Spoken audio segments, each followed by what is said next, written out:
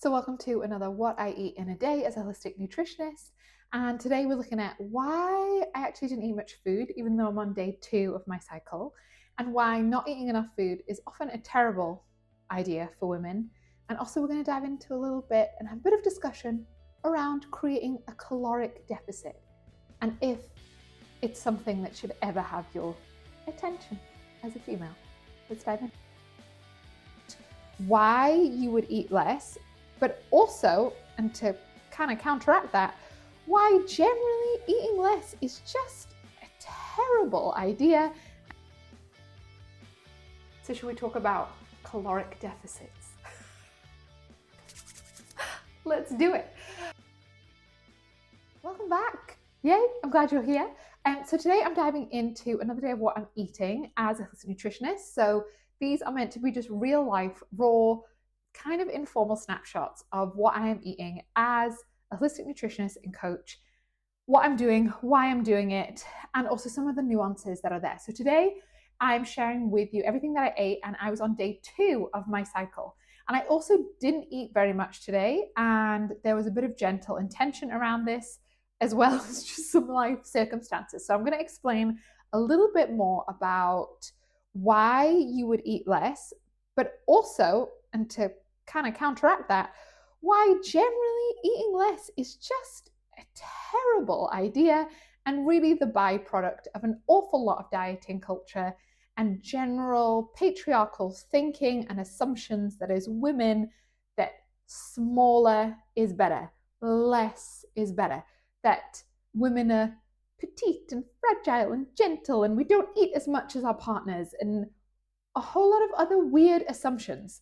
My goal as a holistic nutritionist, whether it's just in my own life or whether I'm working with my clients, which I've been doing for the last 10 years, is to get them to listen to their body, to understand their system, what their body is needing and craving, and helping them to know that and to connect with their body so that they can kind of tune out of dieting culture and weird brainwashing that we have in our culture and actually start to really honor and give their body what it needs.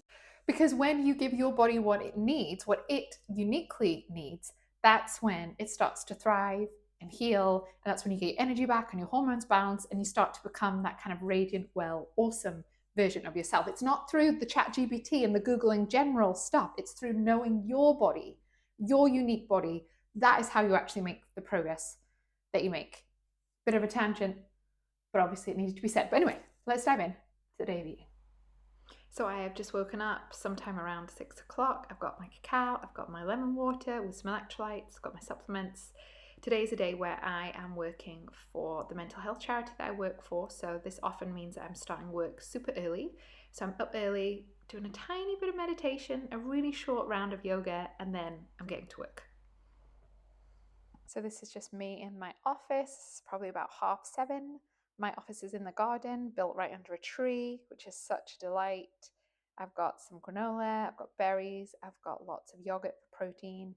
And then I remember to take my supplements with me. I've got lots of fish oil, CoQ10, and a couple of other good things going on here. Then I had some soup, which looks kind of gross and actually didn't taste amazing, and some mackerel and pita bread for lunch really quickly because it was a really busy day. So we've got a couple of big juicy topics to talk about, or that I want to talk about in this episode. So let's talk about quantity of food. So today there was a bit of a gentle intention of trying to eat a bit less. The research that we have on fasting is pretty good. Most of it has been done on men. I've got a whole podcast episode where I dive into, it's called The Ultimate Guide to Fasting for Women based on your age. So I'll put that in all the links below so you can go and listen to that because I'll cover that in more depth than I will do here. But I have been thinking, I would like to try, one of my intentions over the past year has been to try and build more muscle and slightly, gently, sustainably, and lovingly reduce some of my body fat so I can build more muscle. Backstory to that, 4 years ago, I had twins. So I intentionally gained an awful lot of additional body fat for creating, in order to create healthy twins, which is such a privilege to do. And then the last 4 years, I have been in no rush to shift any of that, but I have wanted to feel stronger. And I am a very curious person, and now my relationship with my food is so much healthier than it used to be. So I like running experiments. So I've wanted to run an experiment over this past year of how much muscle can I build with, to be honest, minimal effort, which is, I love exercise. So that's like an easy tick for me. But when it comes to adjusting what I'm eating and trying to maybe eat less on certain days so I can, or create a caloric deficit, so I can maybe burn more body fat, there's a couple of things. I hate tracking calories. I hate tracking macros. I have no joy in sitting on some app and putting in, oh, I've had this many macros today. Like, I don't have time for it. I don't have the headspace for it.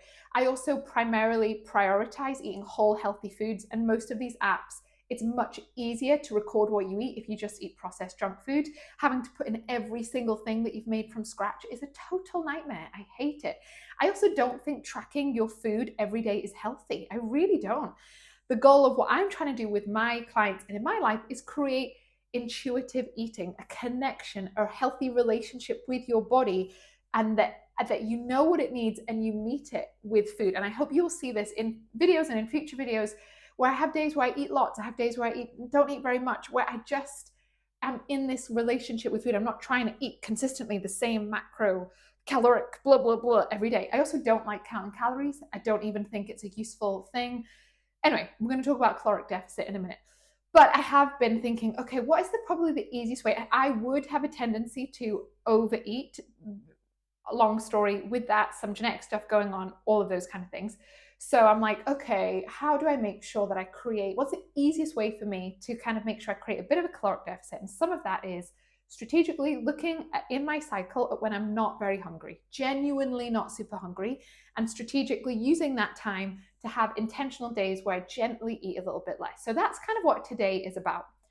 But to counteract that, I would say 90% of the time I'm focused on eating more food. So today actually doesn't have a lot of food in it, you'll see, generally speaking. And actually, I wouldn't recommend anybody eat this way on a consistent day-to-day basis.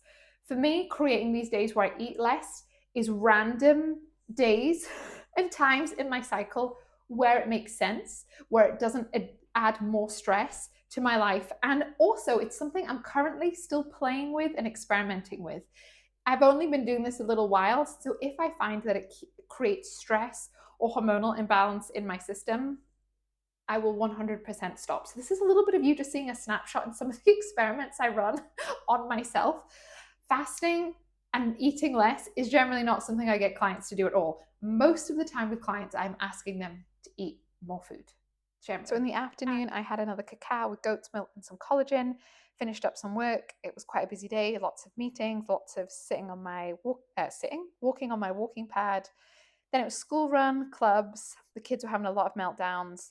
My own mental health kind of took a downturn, felt totally overwhelmed, like I was just struggling with the day. My other half suggested I go for a walk once he had finished work.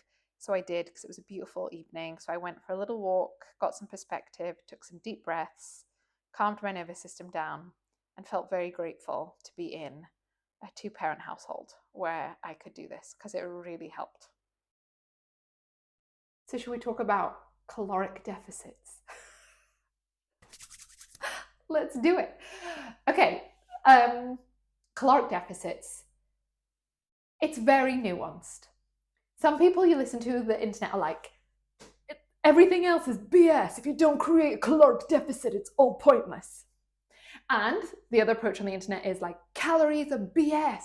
They mean nothing. Eat what you like, ignore calories. We kind of have these two extremes.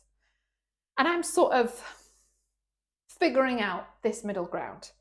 When it comes to research, and when it comes to the idea of the basic idea of how we burn energy in the body, which has its flaws, but anyway, caloric deficit makes sense. That's probably been the most well-researched, especially as in it makes sense if you are looking to shift your body composition and reduce your body fat or your adipose tissue, another name for it. So caloric deficit does make sense there.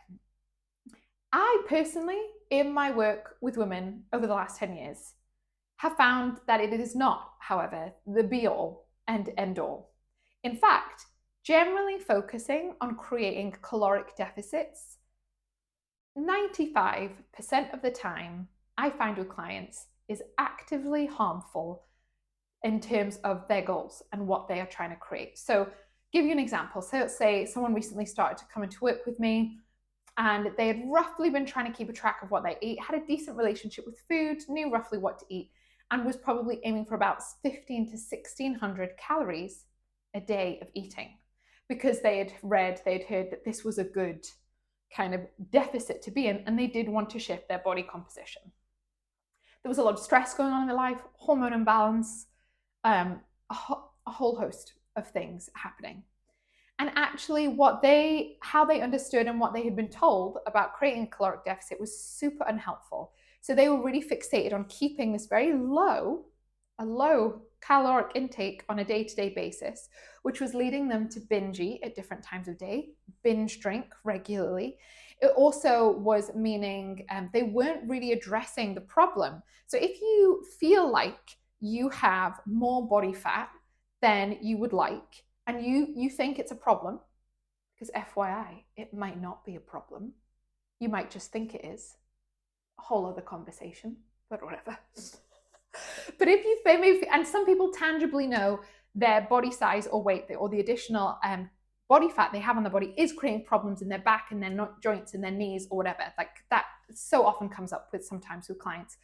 So if you know it's a problem or you think it's a problem, which are two separate things anyway, but if you are in that boat, then there's so many things at play there. It is not just about reducing your caloric intake. What I would actually say is on the list of things to address, especially if we go back to this client who had a lot of gut issues, hormonal imbalances, a high amount of stress, and was chronically under eating, actually, if you just looked at her weight and her calorie intake, it would make no sense. She wasn't eating an excessive amount of calories, yet her weight had ballooned. So why was that? It was because there was hormonal balance going on. There was cortisol imbalances happening. There was disruption in her gut microbiome and in terms of her bacterial diversity. Her sleep quality was really poor, which was affecting her insulin management. There was thyroid issues that were suboptimal and not helping in terms of that kind of metabolic fire. She wasn't eating the right foods and she was under eating. So for this client, focusing on creating a caloric deficit or more of a caloric deficit to help her shift her body fat would have been a terrible idea. What we actually needed to do for her was get her to eat 3 proper meals every day. We needed her to address and look at mindfully and do some coaching around her relationship with alcohol and drinking. We needed her to eat more food consistently so that she could lower the stress in her body, create more balance in her body, create more energy throughout the day, because when she had more energy, she actually felt like she wanted to do more exercise. She wanted to build more muscle, which is going to be really helpful in terms of reshifting her body composition. So caloric deficit is like one of like 20 other strategies or biomarkers, or another way of saying it, the amount of calories you take in on a day-to-day basis is like one piece of data, and it's really not the most important part. I would say if you're thinking about it on a list, it probably comes at like number 15 or 20 when it comes to the importance of it. It's not a high priority thing yet. It is the thing we get told over and over and over and over and over and over again. It doesn't factor in quality food. You could be eating in a technical caloric deficit all on ultra processed foods, junk food, fake foods. Or often like me, you may be eating an excess of calories because on the few days I will occasionally force myself to check in and track what I'm eating and calories and macronutrient ratios like once or twice a year. And often when I've done that, I'm hitting more like 2,500 calories, let's just say as an example. And I'm sure more on other days I hit more than that. So if that's my average, but I'm not doing it eating really processed, low fat, ultra processed food, it's like 2,500 calories of salmon, blueberries, bananas, vegetables, homemade soup, venison burgers, goat milk, yogurt, and dark chocolate, and obviously other crap in there because I don't eat perfectly.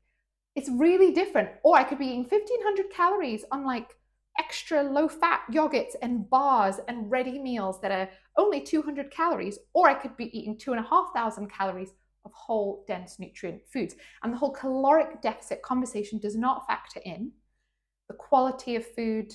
It doesn't factor in your own metabolism. It doesn't factor in other health issues. Do you have metabolic disease? Do you have thyroid issues? Is your gut microbiome a mess? Are you chronically stressed? Is your sleep poor? Are you peri-menopause? Are your hormones all over the place? Do you have a disordered relationship with food? Do you have really out of whack insulin balance? So all of those factors are far more important, in my opinion, and in my experience working with my online clinic with clients for the last 10 years, than the amount of calories that you have in a day. Now, I say all of this to kind of be the counterbalance of today, because I didn't track my calories. I have not tracked my macronutrients for this day because, as I explained at the start, that like sucks the life out of me. But you can tell on a day like today, I've not eaten enough food. I probably would be in what would be a deficit, which is why this would be a rare thing. This isn't something I'm aiming to do every day. It's not something I would do even on multiple times a week, but it is sometimes good to just trial things. And as I said, I'm experimenting. I'm kind of constantly running experiments on myself because I'm a bit of a geek and I quite enjoy the curiosity of it all. So there's my little rant about creating a caloric deficit. I'd love to know your thoughts on questions about this. I know it's a bit of a hot topic, but let me know, what have you heard? What have you experienced in the comments below? Is there any other topics or nuances to this that you would love me to cover in another video? Let me know in the comments below. Then it was home time, bedtime with the kids, sorting all of that out. And by the time I put the kids to bed, I was feeling really hungry. I think because I'd gotten so stressed out. So I decided to just make myself a smoothie. Everyone else had had dinner. I didn't want to start making dinner. I didn't want to have anything heavy. So I had some protein powder, raspberries, milk, and some seeds. And I think some added fiber and prebiotics to this at about 7 o'clock. And then I was done for the day. So I was still a little bit hungry after this, but I didn't want to eat later on in the evening because it really affects my sleep. So thank you for joining me here on this episode. I'd love to know your questions, whether it's around what I eat, eating more versus eating less, caloric deficits, sleep. Let me know in the comments below. Thank you for joining me. Like, subscribe, all of those different things. And I'm going to be back on a weekly basis showing you the foods that I'm eating, why I'm eating them, also my clumsy, imperfect attempts at growing food and getting, I was going to say livestock in my garden. I don't know if chickens and ducks count as livestock. Anyway, my goals at making my large-ish garden into a mini homestead here in Scotland. I'm going to be bringing you along for the journey. So thank you for being here, and I'll see you next week. Bye.